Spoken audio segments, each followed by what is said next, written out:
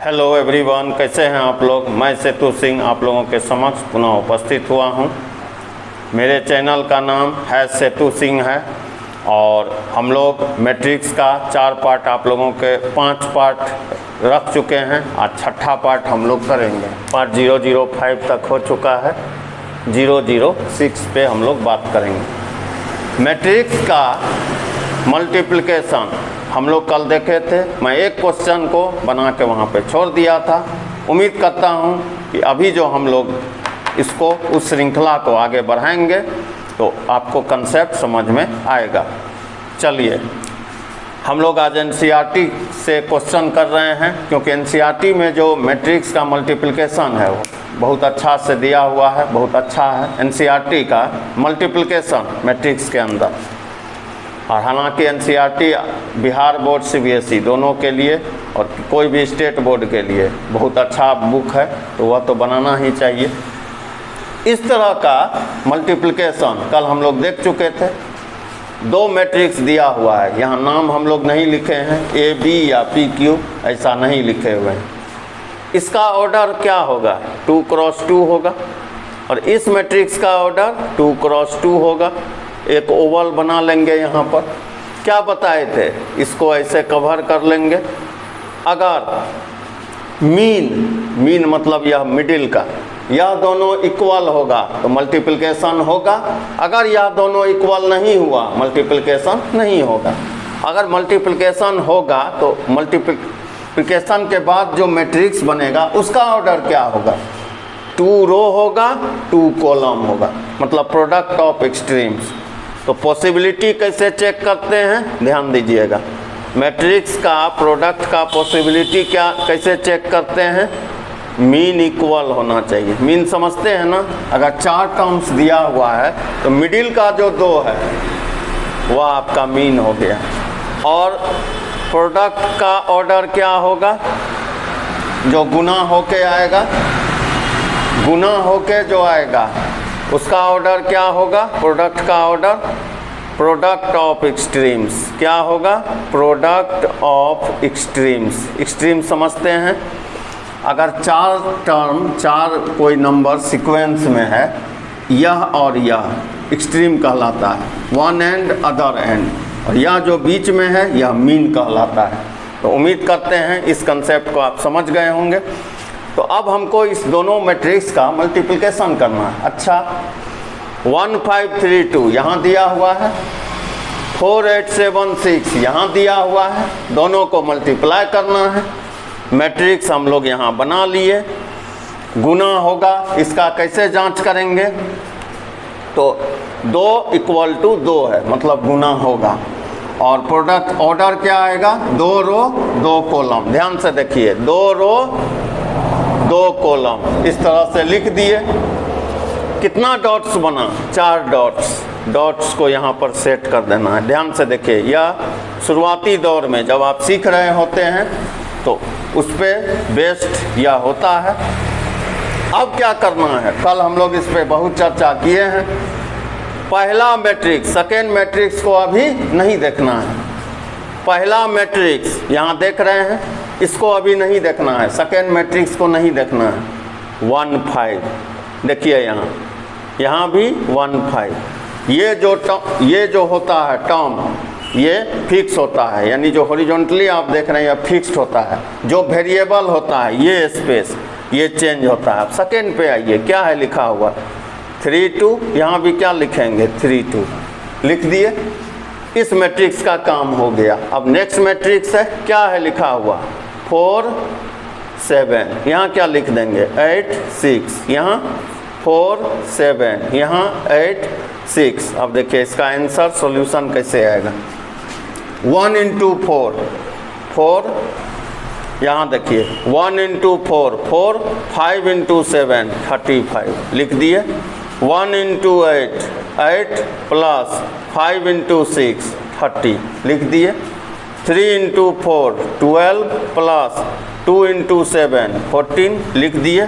3 into 8 24 plus 2 into 6 12 लिख दिए। इस तरह से लिख दिए। अब ध्यान दीजिएगा, 35 में 4 को जोड़ देंगे कितना होगा 39। 30 में 8 को जोड़ देंगे कितना होगा 38। 12 में 14 को जोड़ देंगे 26। 24 में 12 को जोड़ देंगे 36। तो यह पहला मैट्रिक्स का सॉल्यूशन हुआ प्रोडक्ट का। फिर से एक बार सुन लीजिए कंसेप्ट। कोई भी दो मैट्रिक्स का अगर मल्टीप्लिकेशन आपको करना है तो दोनों मैट्रिक्स के ऑर्डर को सीक्वेंस में लिख देंगे। सीक्वेंस में लिखने के साथ जो बीच का मिडिल का वैल्यू है, मतलब पहला का कॉलम दूसरे के रो के बराबर है तो मल्टीप्लिकेशन होगा। अगर मल्टीप्लिकेशन होगा तो उसका मल्टीप्लिकेशन का जो ऑर्डर आएगा वह क्या होगा, प्रोडक्ट ऑफ एक्सट्रीम होगा, मतलब पहला का रो लास्ट का कॉलम। उतना याद नहीं रखना है, बहुत लेंदी हो जाता है। बीच का चीज़ अगर इक्वल है प्रोडक्ट होगा। प्रोडक्ट अगर होगा तो उसका ऑर्डर क्या होगा, प्रोडक्ट ऑफ एक्सट्रीम। ये दोनों डू क्रॉस डू, और इसको सेट कर देना है। उम्मीद करते हैं यह कंसेप्ट आप समझ गए होंगे। आज हम लोग एनसीईआरटी का क्वेश्चन कर रहे हैं प्रोडक्ट का। अब हम लोग सेकेंड क्वेश्चन देख रहे हैं मैट्रिक्स का। देखिए मैट्रिक्स का सिमिलर ऑर्डर, मतलब do cross do, do cross do, 3 cross 3, 3 cross 3, 4 cross 4, 4 cross 4 का मल्टीप्लिकेशन आसान होता है। अगर ऑर्डर इधर उधर हो गया, वेरी कर गया, वहाँ पे प्रॉब्लम होता है। मैट्रिक्स में अगर आपको गुना नहीं आता है तब आप मैट्रिक्स नहीं सीख सकते हो। इस मैट्रिक्स का ऑर्डर कितना है, ऑर्डर आता है निकालने ना। 2 रो है 2 कॉलम है, इसका ऑर्डर हो गया 2 क्रॉस 2। इसका ऑर्डर क्या है, 2 रो है 3 कॉलम है, क्या हो जाएगा ऑर्डर 2 क्रॉस 3। क्या बताए हैं, कोई भी मैट्रिक्स का अगर प्रोडक्ट आपको इवेलुएट करना हो, गोला के अंदर एलिमेंट के ऑर्डर को सीक्वेंस में लिख लेने का है। सीक्वेंस में लिखने के साथ यहाँ पर लाइन खींचने का है। बीच का दोनों टर्म ऑर्डर का जो सीक्वेंस है वह इक्वल है। अगर इक्वल है तो गुना होगा, इसका गुना होगा तो उस गुना का ऑर्डर क्या होगा, 2 क्रॉस 3 होगा। 2 क्रॉस 3 का मतलब समझ गए होंगे कैसे, यहाँ से 2 रो होगा 3 कॉलम होगा। समझ गए होंगे आप इस चीज़ को। देखिए 2 सीधा लाइन 3 तिरछा लाइन। मैं जो भी चैले हमारे इस वीडियो को देख रहे हैं, मैं उनको बार बार कह रहा हूं कि यह शुरुआती दौर में आपको इस पैटर्न पे चलना होगा। कभी भी मल्टीप्लिकेशन में कोई भी समस्या नहीं होगा। 2 सीधा लाइन 3 तिरछा लाइन। डॉट को देखिए, जितना डॉट है उतना एल बना लीजिए, सबसे अच्छा मेथड है। ध्यान से देखिएगा। अब देखिए 1 2 3, 1 2 3, ध्यान से देखिए, 2 रो 3 कॉलम। अब देखिए इस मैट्रिक्स को अभी नहीं देखना है। यहाँ देखिए 1 - 2 लिख दिए, 1 - 2 लिख दिए, 1 - 2 लिख दिए। यहाँ क्या है 2 3 2 3 2 3 2 3 लिख दिए। अब इधर वेरिएबल जो है इसको देखिए, यहाँ होगा 1 2, यहाँ होगा 2 3, यहाँ होगा 3 1। क्या एक चीज़ आप देख रहे हैं, जो चीज़ ऐसे मूव कर रहा है वह फिक्स हो जाता है, जो चीज़ का मूवमेंट ऐसे है वह वेरिएबल होता है। यहाँ 1 2 2 3 3 1, कोई दिक्कत यहाँ तक में। आप ध्यान दीजिएगा, गुना कीजिए 1 × 1 1, -2 × 2 -4, 1 × 2 2, -6, 1 × 3 3 -2। इसको 2 × 1 2 + 6, 2 × 2 4 + 9, 2 × 3 6 + 3। अब इसका हम लोग फाइनल आंसर लिखते हैं। 1 में -4 सब्ट्रैक्ट हो जाएगा, -3 -4 1 8 13 9। यह इस क्वेश्चन का सॉल्यूशन हुआ मेरे चैलों। उम्मीद करते हैं मैट्रिक्स के मल्टीप्लिकेशन का इस कंसेप्ट को आप समझ लिए होंगे। तो एनसीईआरटी का आज हम लोग क्वेश्चन कर रहे हैं, इसको जल्दी से अपने कॉपी में उतार लो। मैट्रिक्स का जब ऑर्डर सिमिलर नहीं हो उस तरह के प्रोडक्ट में दिक्कत होता है, लेकिन हम लोग जो कंसेप्ट उठाए हैं इससे कोई भी गुना अगर आप समझ गए होंगे फटाक से बन जाएगा, फटाक। चलिए अब यह थर्ड क्वेश्चन। अब आप इस तरह नहीं देखिएगा कि एनसीईआरटी का क्वेश्चन सर लिखे, मिल तो रहा नहीं है। डिजिट को मैं चेंज कर दे रहा हूँ, इसलिए चेंज कर दे रहा हूँ कि आप घर में बना पाओ, आंसर आएगा आप खुश हो पाओगे। देखिए स्ट्रक्चर वही रखे, डिजिट में बदल दिया हूँ, ठीक है। इस मैट्रिक्स का ऑर्डर कितना है, ध्यान से देखिए, 2 रो है 3 कॉलम है, मतलब 2 क्रॉस 3 है। इस मैट्रिक्स का ऑर्डर कितना है, 2 रो है 3 रो है 2 कॉलम है, यानी 3 क्रॉस 2 है। गोला बना लिए, फिर सुनिए, 2 रो 3 कॉलम, इसका 3 रो 2 कॉलम, मिडिल में ऐसे लाइन खींचना है, इक्वल का साइन लगाए, मल्टीप्लिकेशन होगा कि नहीं होगा, होगा। अगर होगा तो उस मल्टीप्लिकेशन का ऑर्डर कितना होगा, 2 रो होगा 2 कॉलम होगा। बॉक्स बना लिए, यहाँ पे बॉक्स सेट कर लिए।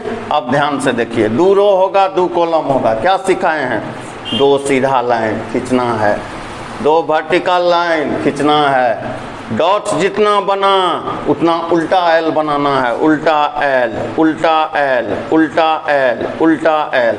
अब आप ऐसे सोचिए, 2 मंजिला बिल्डिंग है, 2 मंजिला मकान है, ऊपर का फ्लोर 1 5 6 1 5 6, नीचे 2 4 3 2 4 3, इस तरह से लिख लिए। इस मैट्रिक्स का काम फिनिश।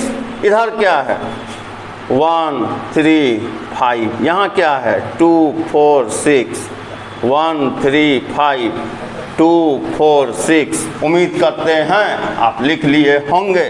तो अब यह क्या होगा, देखिए, 1 × 1 1 प्लस 5 × 3 15 प्लस 6 × 5 30, यहाँ लिख लिए।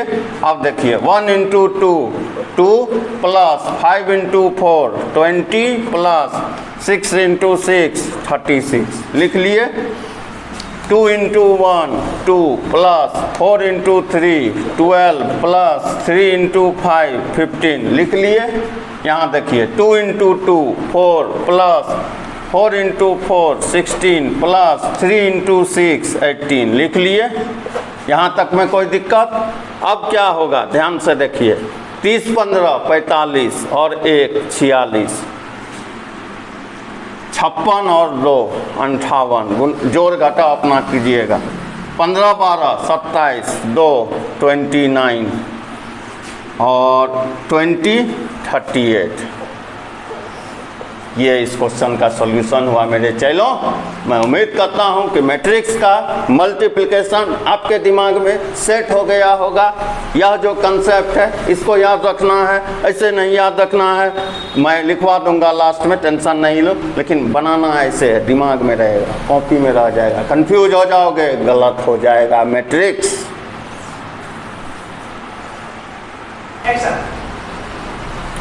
अब देखिए, यह चौथा क्वेश्चन क्या है लिखा हुआ, 157। यहाँ क्या लिखा हुआ है, 3 2 4। डिजिट को मैं हो सकता है बदल दिया होऊंगा, टेंशन नहीं लेना, क्वेश्चन जाके लगाना। एक भी क्वेश्चन अगर नहीं बना तो मुझे बताना।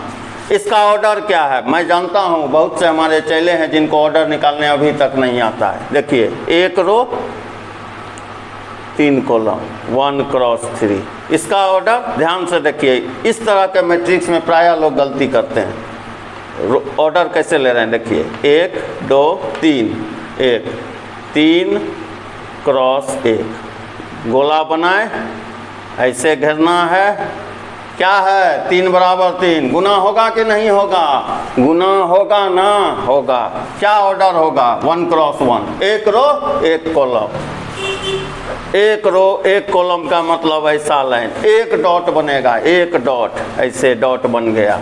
इस पर इस लाइन पर किसको बैठाना है, 1 5 7, और इधर 3 2 4। आंसर कितना होगा, 1 × 3 3, और एक चीज़ जान लीजिए, जितना L बनेगा उतना एलिमेंट होगा। 5 × 2 10, 7 × 4 28, जोड़ दिए 38 41। इस क्वेश्चन का आंसर ये हुआ। और इसको कभी भी गलती से ऐसा नहीं लिखना है। मैट्रिक्स के अंदर अगर कोई एलिमेंट है तो वह इस फॉर्म में रहेगा। Matrix does not denote A number, हमेशा याद रखिएगा।